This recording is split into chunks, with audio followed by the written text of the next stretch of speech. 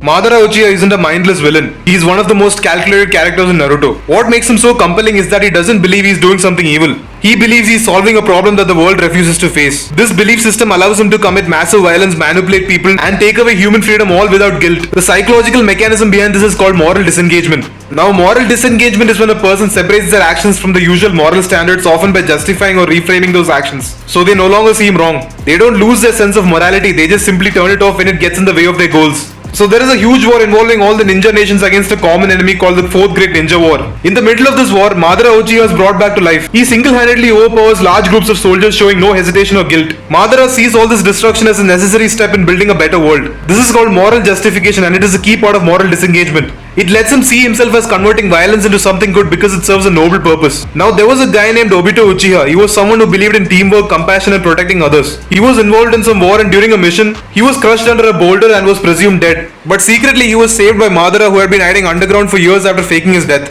Madara was supposed to be long gone, but he had survived somehow using forbidden medical techniques. At this point in the story, Madara is very old, physically weak, but he's still firm in his plans to change the world. So Madara decides to use Obito as a pawn to carry out his plan. Madara tries to brainwash Obito with his ideology. Eventually, what Madara does is shocking. Madara arranges for Obito to witness a traumatic event, that is the death of a girl named Rin, who Obito loved deeply. This was all Madara's plan. Rin's death shatters Obito emotionally. From that point on, Obito gives into Madara's worldview, that the world is cruel and needs to be changed completely. Madara tells himself that he didn't force Obito to change and that Obito saw the truth himself. He avoids feeling responsible by making it seem like Obito made his own choice. Madara believes that he's doing all of this to save the world. So even though he's manipulating a broken teenager, he makes it look like he's doing this for Obito's own good. Now, long before Madara became a villain, he helped create the Hidden Leaf Village, also known as Konoha. He worked alongside his childhood rival named Hashirama Senju. They both wanted peace, but everything changed when the village chose Hashirama to be its first leader, not Madara. Madara Uchiha saw this as betrayal. To him, this looked like the people in the village would never truly accept him or his vision.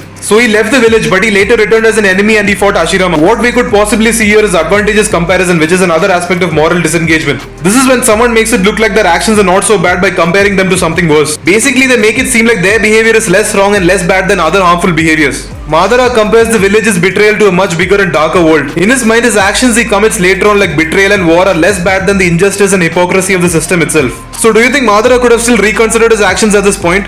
So Madara's end goal was to put the entire world into a dreamlike state called Infinite Tsukyomi, where everyone is happy but it's all an illusion. People stop suffering but they also lose their freedom. What we could possibly see here is euphemistic labeling. This is another form of moral disengagement. This is when someone uses milder, softer or more positive words to describe something that is actually harmful, violent or unethical. It's a way of making a bad action sound more acceptable or even just good by changing the words used to describe it. Madara in this situation, instead of calling this as control or domination, he calls it peace. He reframes removing people's control here as an act of kindness, and that people can't achieve peace on their own, so he's doing it for them, even if the means to get there is actually harmful. Madara's actions are harmful. He caused death, trauma and manipulation on a global scale, but he never sees himself as evil. So what do you guys think about this character? Do you think what Madara did is right under the circumstances? Leave your thoughts in the comments. And if you guys enjoyed this video, please leave a like and subscribe to this channel, and I will see you guys in the next one.